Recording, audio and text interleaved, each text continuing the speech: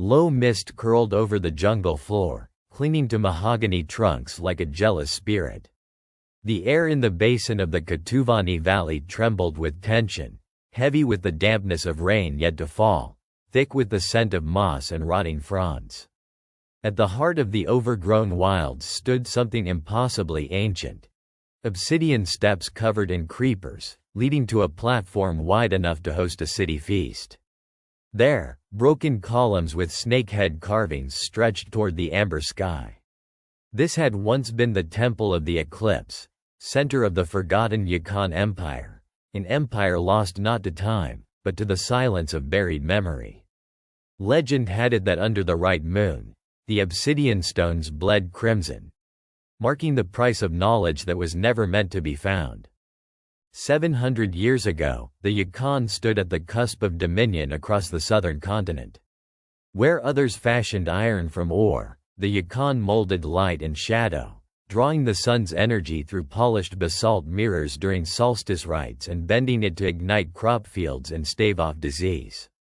Their engineers wove aqueducts through mountains without mortar, and across their vast urban terraces, they grew maize imbued with minerals no modern strain has ever matched. But with god-like power came a paranoia to match. The high seers spoke of a cycle doomed to repeat if their knowledge fell into unworthy hands, warning that forgetting was safer than remembering. So when coastal carracks first blinked on their ocean horizon like metal flies, a decision was made. The cities burned, the records turned to ash, and the last seer sealed the archives beneath the temple with bloodstone. Centuries passed, and jungle surged forward like a tide of green amnesia. Creepers shattered causeways, insects hollowed roofs, and no map bore their name. And yet, in 1904, on the tail end of a failed expedition to chart rubber routes through the equator's blistering interior, a scarred ex-cartographer named Henri Foucault stumbled upon the basalt stair. He had led a broken crew of 4 after malaria, betrayal, and madness stripped their numbers in half. The moment he touched the glyph pocked at the stair's base, the forest seemed to still. Ahead, tangled vines split of their own weight, parting just enough to tease him further in. Beyond the steps, murals stretched across obsidian walls, unfaded, disturbingly pristine. They told of suns snuffed like candles and stars rearranged to form warnings, or perhaps instructions. But what made Foucault turn back, alone, pale, trembling, was a singular inscription written not in Yukon glyphs, but in Latin. Hoc iterum fit. This will happen again. Rumors surged through university halls in Paris and Prague, proclaiming a discovery on par with Troy. But the world had little appetite for ancient empires after bullets rained on Sarajevo a decade later.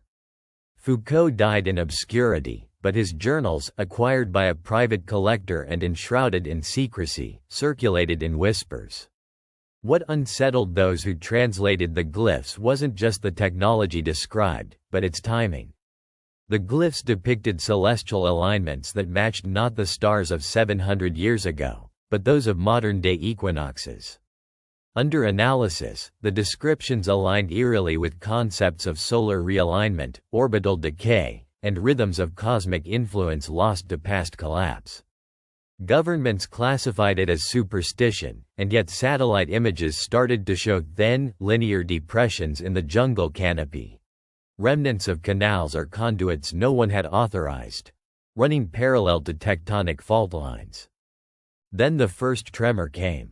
Small, almost playful, a shoulder tap among tectonic giants. The villagers along the Iquiaba River reported the sudden death of birds, as if the skies had forgotten how to carry wings.